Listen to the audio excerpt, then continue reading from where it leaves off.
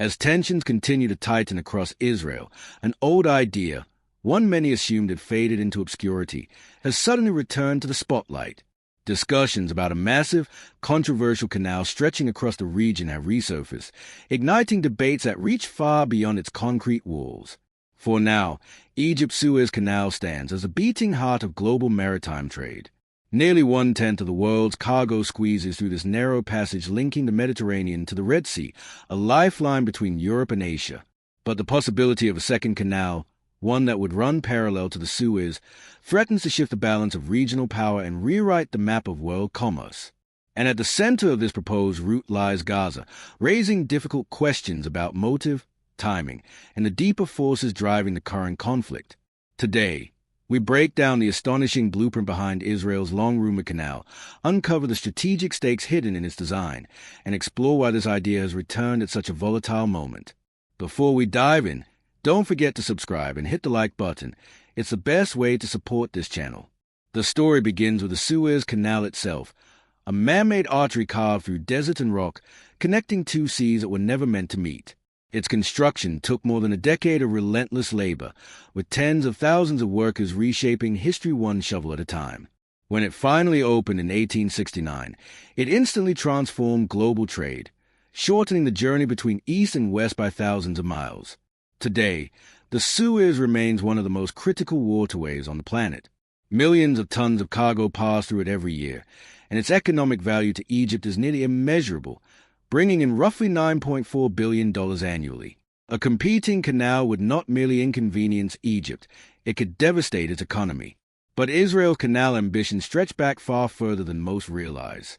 The concept first appeared in the mid-1800s, when the British explored the idea of linking the Mediterranean to the Red Sea through a route passing near the Dead Sea. In 1955, English naval officer William Allen revived the idea, proposing a canal connecting the Mediterranean, the Dead Sea, and the Red Sea, claiming it would be cheaper than the Suez and strategically superior. By 1963, the United States briefly considered a similar project, viewing it as a potential countermeasure after Egyptian President Gamal Abdel Nasser nationalized the Suez Canal. Then, in 1994, the modern iteration emerged. Israel officially revealed plans for a massive new waterway, later named the Ben Gurion Canal. And on April 2, 2021, Israel announced that construction could begin as early as June of that same year. This canal, if built, would stretch nearly 300 kilometers, roughly one-third longer than the Suez, and come with a staggering price tag of around $55 billion. But the payoff, according to Israeli projections, could exceed $6 billion a year. More importantly, whoever controls such canal will command extraordinary influence over global shipping, oil flows, and supply chains. Unlike the Suez, the Ben Gurion Canal is designed as a dual-channel system, allowing ships to travel in both directions simultaneously, eliminating the kind of gridlock the world witnessed in 2021 when a single ship wedged itself in the Suez and froze global trade. With rocky walls instead of sand, the canal would require minimal maintenance, and its depth and width would allow even the largest ships on Earth to pass with ease.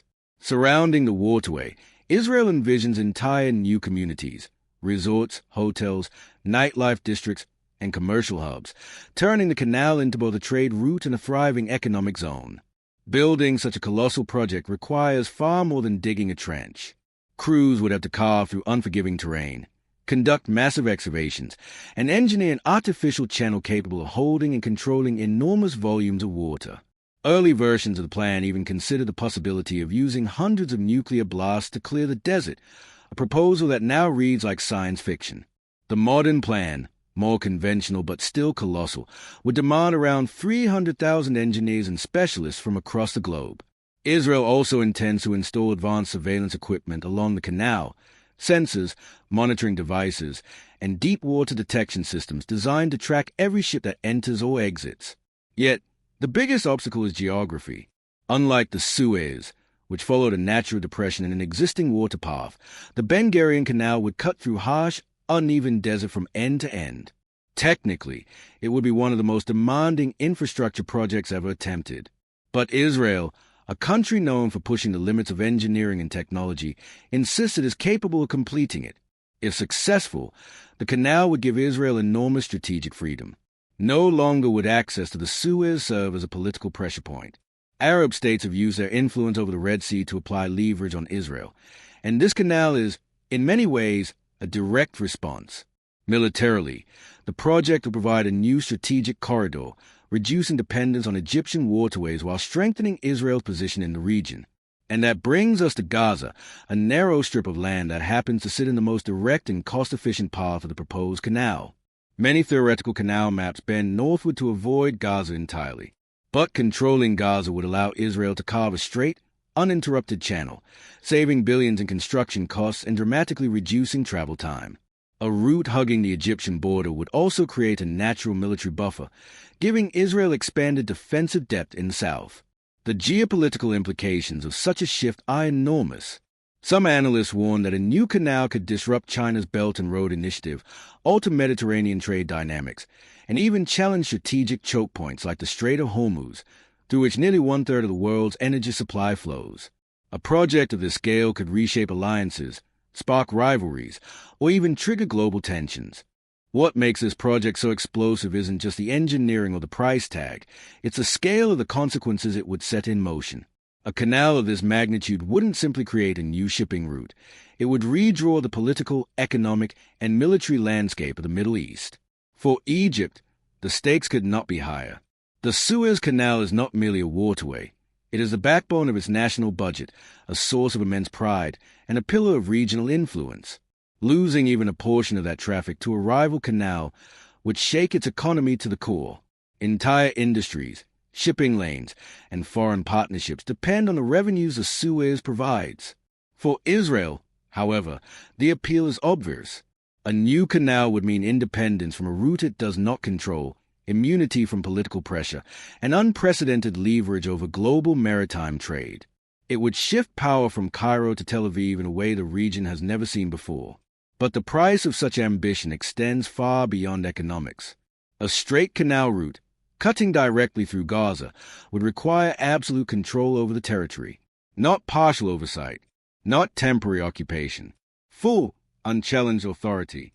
And that demand raises critical questions about the deeper motivations behind recent conflicts, territorial shifts, and long-term strategic posturing. Some experts argue that the canal is not the cause of the conflict, but rather the opportunity created by it. Others believe the project is simply too ambitious, too costly, or too risky to ever materialize, a geopolitical warning shot rather than a genuine plan. Yet, every few years, the idea resurfaces. New documents emerge. Feasibility studies are updated. Israeli officials drop subtle hints. And analysts around the world begin asking the same question again. Why does this project refuse to disappear? Because behind the scenes, the logic remains irresistible. Control the canal, and you control the gateway between two continents. But there's another layer, one that most discussions overlook. A canal of this scale would not only rival the Suez, it would alter shipping routes stretching from Europe to Asia, reshape oil flows, disrupt China's long-term maritime strategy, challenge Gulf states' energy routes, and potentially spark an entirely new regional power contest. In other words, this isn't just a Middle Eastern project. It's a global one. And global ambitions rarely unfold quietly. So as talk of the Ben Gurion Canal returns to the headlines, we are left with a story that is still unfolding, a story filled with ambition, controversy, and consequences that could ripple across the world for generations. Will this canal ever be built? Will it reshape the balance of power across the Middle East? Or is it destined to remain a grand vision, a blueprint trapped between conflict, politics, and impossible terrain? Only time will tell. But one thing is clear. The future of this canal and the future of this region are more intertwined than ever. Yet beneath all the speculation and political noise, one undeniable truth emerges. Projects of this scale are never really about canals. They're about control of trade routes, of strategic choke points, of entire regions whose importance stretches far beyond their borders. And history shows that whoever shapes the arteries of global commerce ultimately shapes the world itself. The Suez Canal proved that more than a century ago. It transformed nations, collapsed empires, and created new centers of power. A rival canal, built at the crossroads of one of the world's most fiercely contested regions, could trigger shifts just as dramatic, or perhaps even greater. This is why the idea refuses to die. This is why every generation rediscovers it. And this is why governments whisper about it behind closed doors. A canal through Israeli territory would not merely shorten routes. It would create an entirely new geopolitical reality. It would give Israel a direct maritime lifeline between the Mediterranean and the Red Sea, bypassing every regional pressure point. It would reshape the significance of ports, influence future military alliances, and reroute global energy flows. But it would also unleash consequences impossible to fully predict. Countries dependent on the Suez might retaliate economically or politically. Superpowers competing for influence in the Middle East could use the canal as a bargaining chip. And the already fragile balance of power, from the Gulf to the Mediterranean, could tilt in directions no one expects. This is why the world watches so closely, why analysts continue to debate, why investors, corporations, and governments track every new development.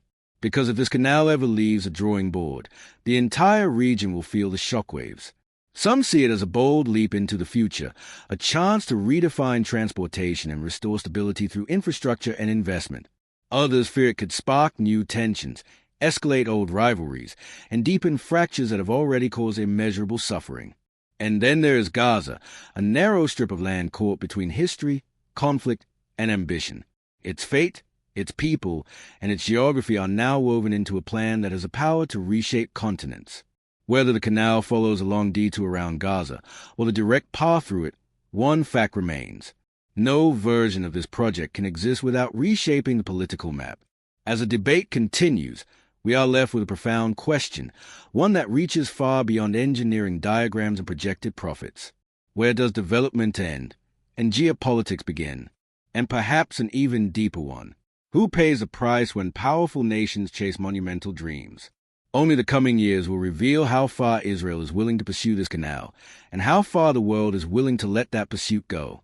Until then, we'll be watching every shift, every announcement, and every new ripple across this complex landscape. Thank you for staying with us through this deep exploration. If you enjoyed this analysis, don't forget to like the video, share your thought below, and subscribe for more investigations that uncover the stories shaping our world. We'll see you in the next one.